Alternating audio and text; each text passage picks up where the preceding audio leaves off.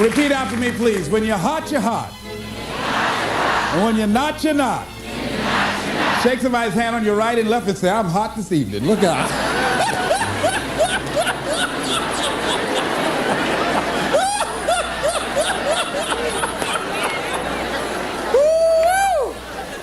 Let me tell you something.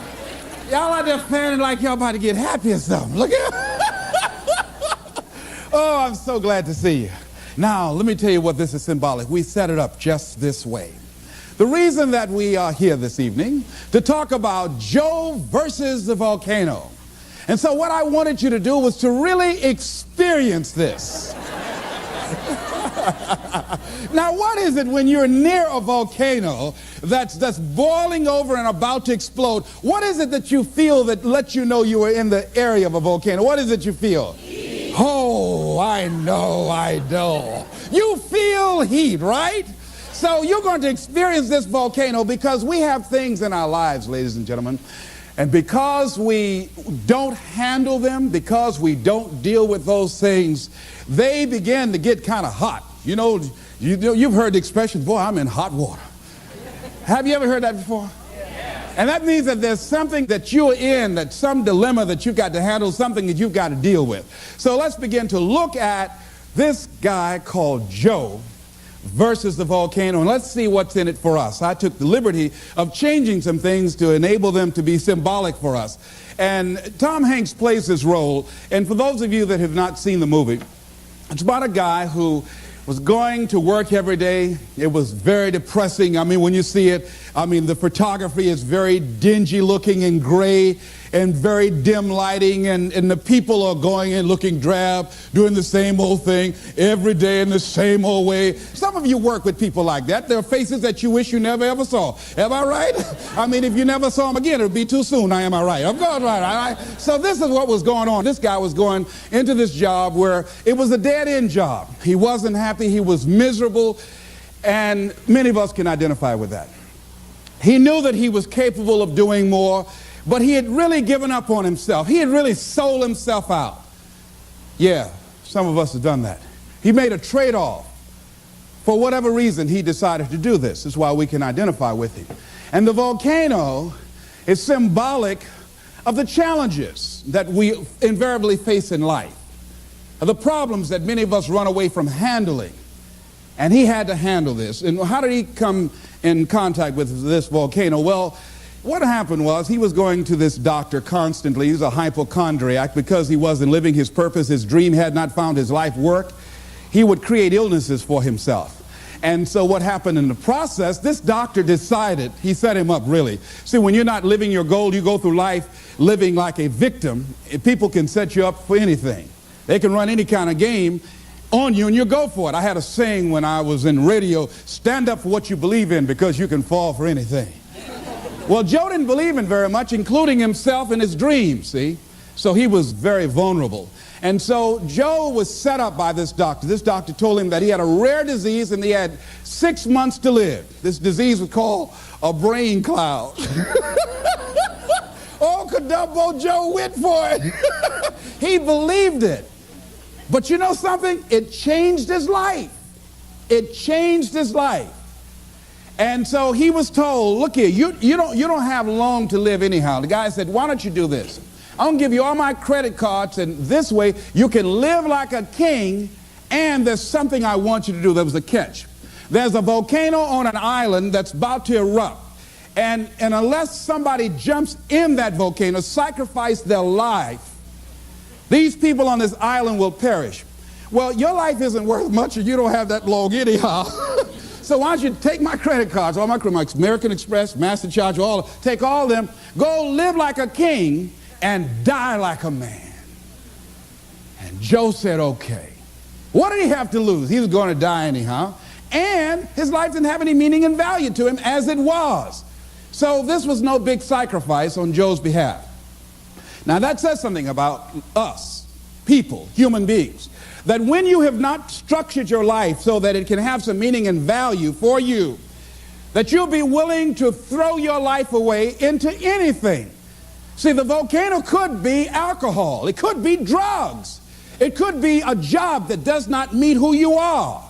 That you go through life, you're doing it so long, you're operating in this and you're acting out that role of mediocrity for so long, you think it's you.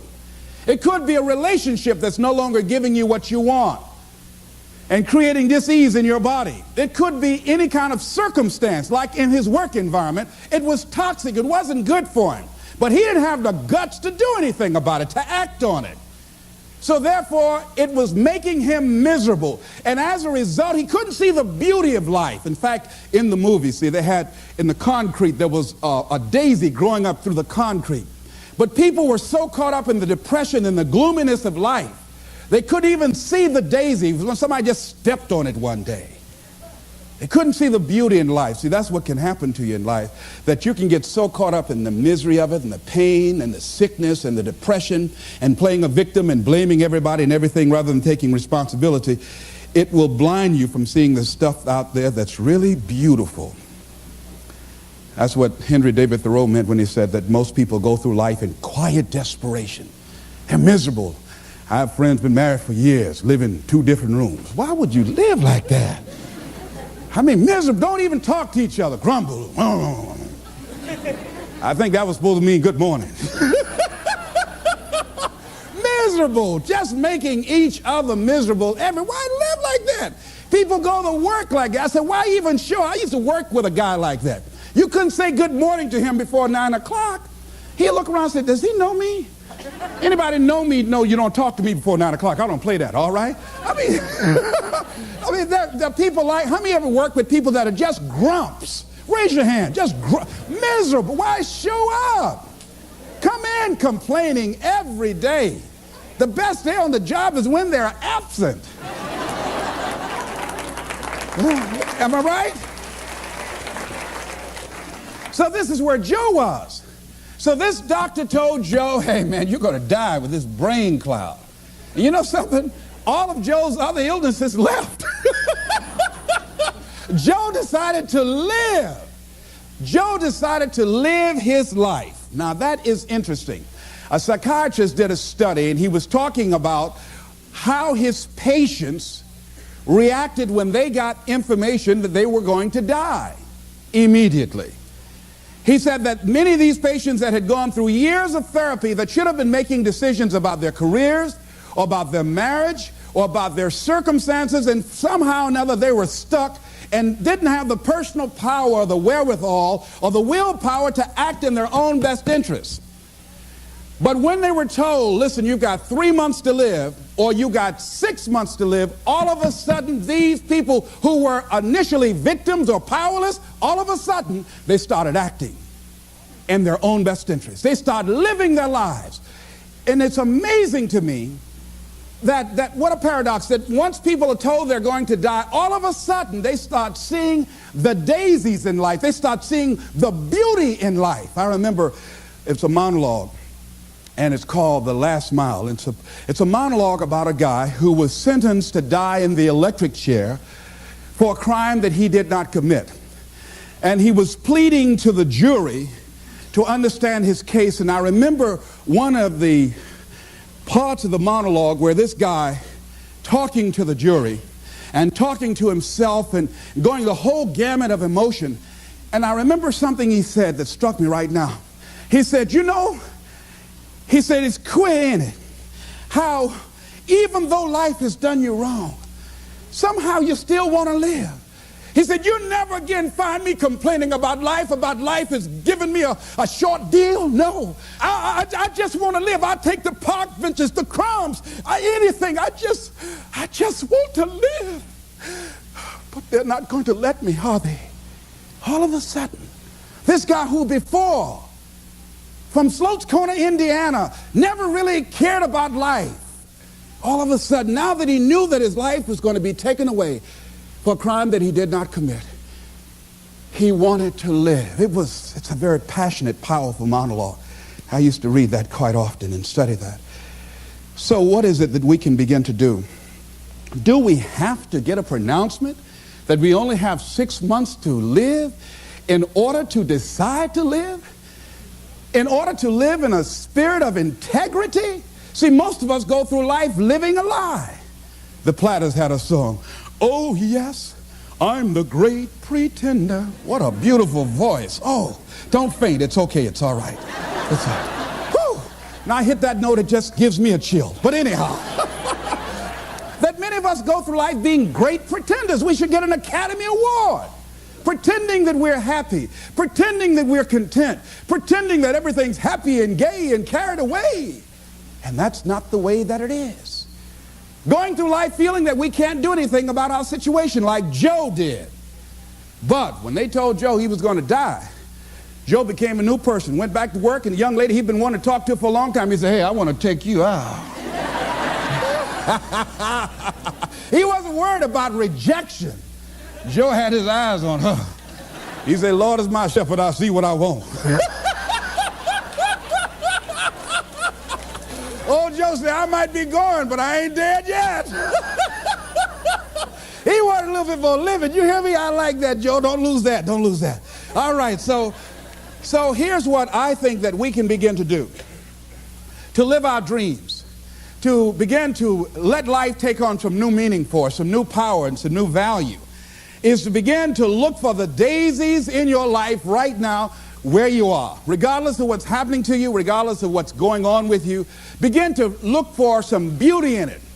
Begin to look for some lessons that you can learn from where you are and what you're going through. See, the volcano. See, when Joe jumped into the volcano, and he eventually did that with a young lady that fell in love with him, they were thrown out of the volcano and they survived. Think about that. Now, see, I think that when you decide to take a leap and you handle the challenges that you're facing, read something about fear. That's one of the things that keeps us from beginning to live life. Here's what happened. This guy, John Rogers, wrote that. He said, when people take the courage to journey into the center of their fear, they find nothing. It is only many layers of fear being afraid of itself.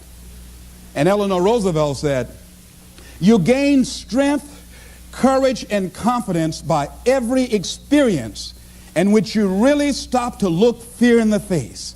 You're able to say to yourself, I've lived through this horror. I can take the next thing that comes along. You must do the thing you cannot do. See, that's what the volcano is. It is the thing that we cannot do. And because it is that, we must do that. Once fear is acted upon, the death of fear is certain. So what volcano you have in your life? Let me ask you some questions here. If you had 6 months to live, what would you do differently with your life? What would you do differently? Would you have the same job?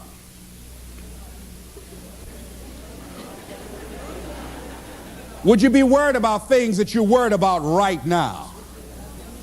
Would you have the same relationships? Would you have the same people in your life? I was sitting on the House of the Ohio legislative floor. I'd just been elected for the 3rd time as the chairman of the Human Resource Committee, powerful, prestigious position, and I was reading a book on how to manage your time in your life, and it talked about what are your long-range goals 2 to 3 years from now, what are your short-range goals, 6 months goals, and then it said, if you had 3 months to live, what would you spend your time doing? So I wrote down I would spend my time, one thing, I would resign from the legislature, I would go back to Miami, and I would buy my mother a home, something I'd promised myself that I was going to do, and I had continued to procrastinate and put all kind of reasons why I couldn't do it, and I wanted to make sure that she was financially secure, my children would be financially secure, and I would do lectures, and I would go around talking to people and working with kids. That's what I said I would do. Then it turned to the next page and it said, for all you know, you don't have 3 months to live. You might die today. So whatever you wrote on the last page, you want to spend as much of your time doing that today. So I looked at Mr. Vern Rife, the Speaker of the Ohio Legislature, and I said to the guy on my right, State Representative Mike Stenziano out of the Ohio State District, I said, Stenzi, 25 years from now, who would care what legislation we passed? He said, nobody would care 1 year from now. Now here's what was happening with me. I came to the Ohio legislature with great expectations. There are things I wanted to do. I wanted to make a change in society. I wanted to make an impact. But I was just disillusioned after being there for a while. I introduced some legislation that I'd worked months to get this legislation passed, got it out of subcommittee, voted to the major committee, and then went from there to the reference committee, and then they introduced it on the Ohio legislative floor. And this legislation was designed to provide protection for senior citizens and poor people who bought money orders. People buy money orders thinking that it's cash. But what they did not know, that there's no bond or insurance security in the event that the money order company files bankruptcy. And so this company filed bankruptcy and just left a lot of people just holding worthless paper. So I wanted to introduce some legislation so that senior citizens would not be victims of this anymore. After months of hard work, after introducing the bill and having the votes lined up, guy raised his hand. Mr. Speaker, Mr. Wright said yes. He said, I'd like to introduce the amendment for Mr. Brown's bill. He said, we will hear the amendment. He said, I'd like to amend it and change the word shall to may. I said, excuse me, Mr. Speaker, may I speak, please? Yes. I said, ladies and gentlemen of the Ohio legislature, this legislation is not something we wanted to make it optional to provide protection for Ohioans and senior citizens. We want to make it mandatory. And then this guy said, no, Mr. Speaker, I just think that he's taking it a little too far. This is an honorable gesture on the behalf of the state, but he's taking it too far. Let's make it optional and leave it up to the goodwill of these money order companies to provide for the protection. Let's have the vote. And they had the votes, and I lost. And I said, oh, wait, this is not why I came here. And then all of a sudden, this job that at one point had meaning to me and value, it no longer had that for me. And all of us have had some experiences where you went to a job and you were excited about that job. Boy, it had so much promise, and then you got there, so much you wanted to do. You thought it was an opportunity for upward mobility and growth and development and expansion. And all of a sudden, after you got there, you found out it was nothing but a glorified cubby hole. Old grave with no dirt on it. So it became very depressing going to work. And so that's what happened to this guy, Joe. And a lot of us have done that before. I used to get my headache start throbbing on Sunday afternoon after the Sunday afternoon football game, a basketball game. I just hated to go to work. Some days I just drive by just for nothing, just drive on by. I came back, though. I came back. Because I had bills. I came back, you know. Many of us stay in relationships like that. I had a friend talking to. She said she was so miserable in her marriage that one day she went home. I said, when did you get your divorce now? She said, she said, I went home, put the key in the door, and she said, I couldn't go in. She said, I was so depressed, had so much pain in my body. She said, I couldn't just walk in. She said, I dropped to my knees. She said, I had to crawl in. I had to crawl in the house because I just couldn't. She said, I knew then I had to get a divorce. So that what happened to Joe. And Joe decided to act on that. So what can we do? Well, here's what we can do. Wherever you are, decide that you're going to focus your time. I lost my job in broadcasting, and it was a major blow to me because broadcasting was all that I had. That's all that I knew. I'd been doing that for like 15 or 20 years, and that was my specialty. But because I was so controversial and couldn't keep my mouth closed, I lost my job. You know, and so it was a depressing time for me, and I could not find a job immediately. No one would hire me locally, and because I was good, and I would send off my audition tapes to other radio stations, program directors would hear it, and they wouldn't bring me in. I was a seasoned veteran.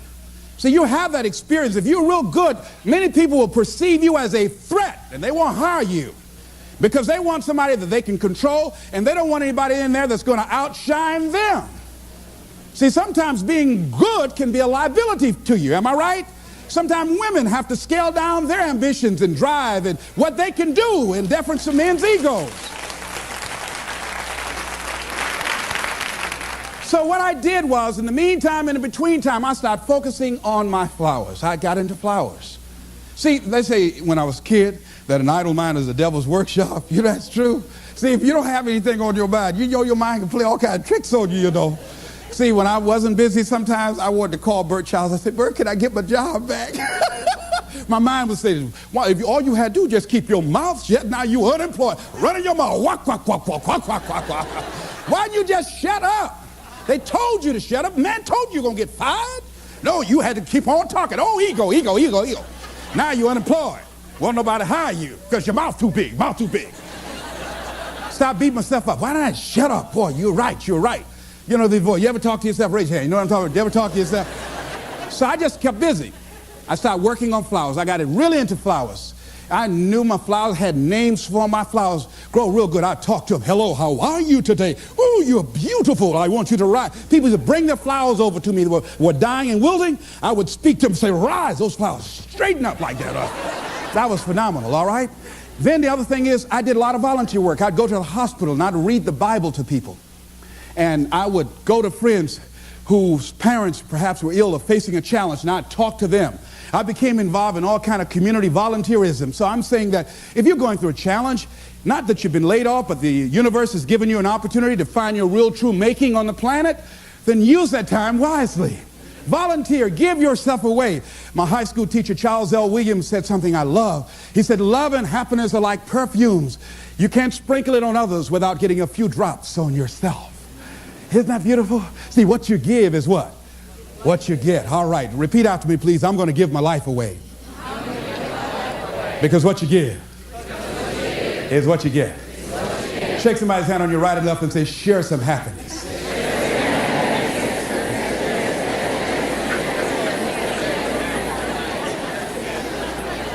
Now, here's something else. Fear of change. See, the reason that I think that Joe stayed there as long as he did, Joe feared change. Most people fear change.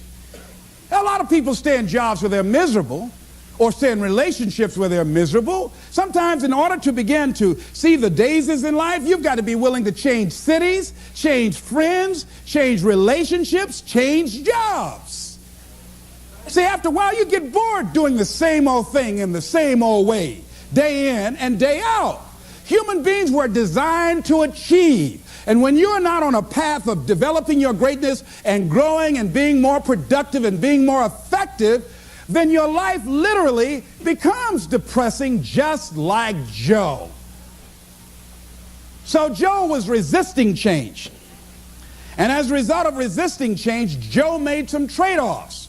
See, this psychiatrist talked about the fact that these people who had been on his couch for months and years, not being able to make decisions about things, but when they found out that they were dying, they got up and started making all kinds of decisions.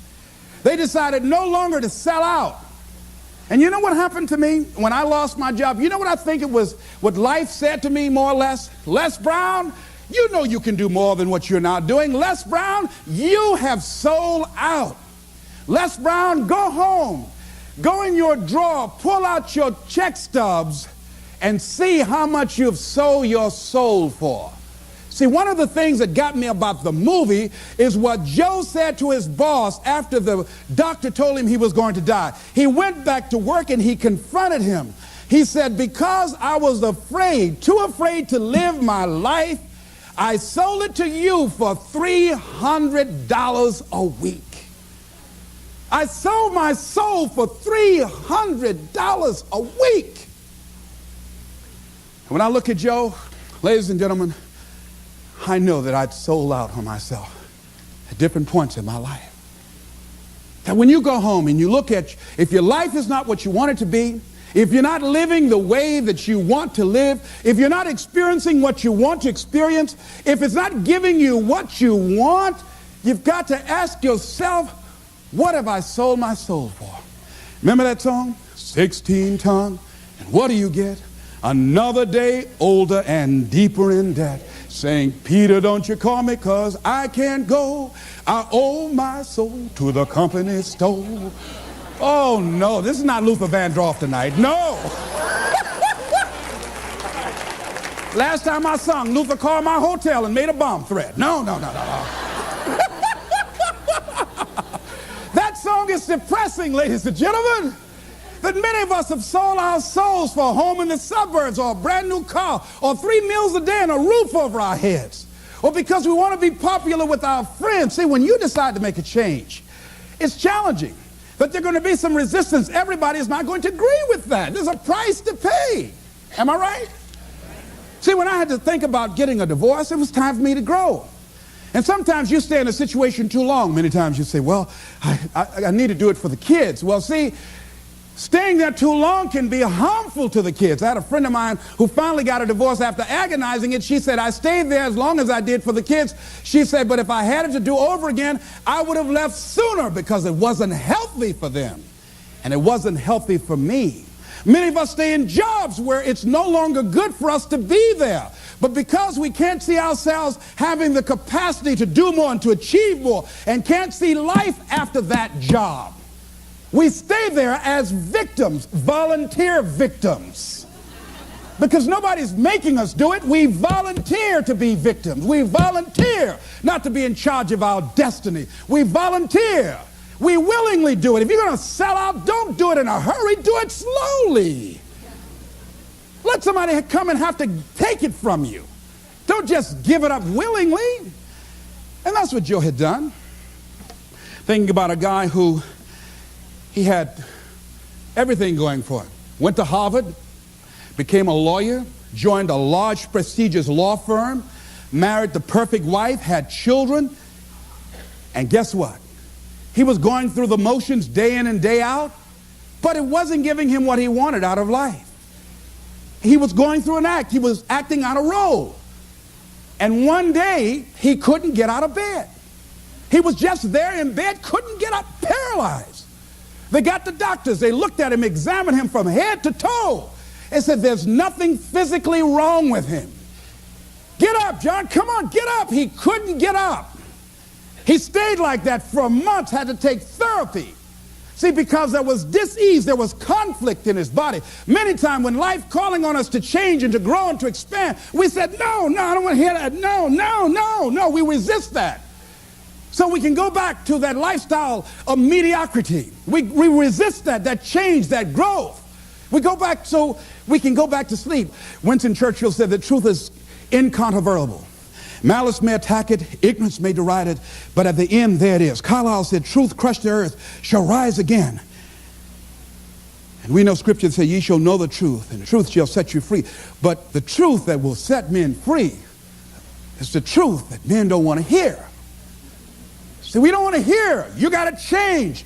You got to take responsibility for your stuff. You got to clean your act up. You are not your act. You need to get your life together. We don't want to hear that. We want to talk about the circumstances. We want to talk about how bad things are, why we can't do it. See, that's where Joe was. So what we have to do is decide to live with integrity in our relationships and the things that gives our lives some meaning. Stop pretending and decide to become real. Decide that we're not going to trade off because we don't realize what we have in our hands.